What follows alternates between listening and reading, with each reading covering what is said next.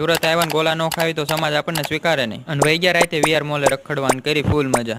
તો રાતે હું રોનકોન મિલ્યો તેને ઉપડી ગયા ગાડી લઈને ગોલા ખાવા અને પૂગી ગયા આપણા સુરતના યોગી શોપમાં, જ્યાં રામ ઓર શ્યામની બાજુમાં છે રાજમંદિર આઈસીડીસ ગોલ. અને ગોલાનો ઓર્ડર આપણા મિલનભાઈ આપ્યો, પણ આ ભાઈ શૂટ નથી થતું એટલે ખાલી મિલ્યો જ રાખવી. પણ આ મિત્ર હતું એનું નામ પણ મિલન જ હતું. એલા મિલન, આ ડીશ ની અંદર ગોલાનું બિલ તો લઈ જા, નકર હરખો શો નહીં આવે.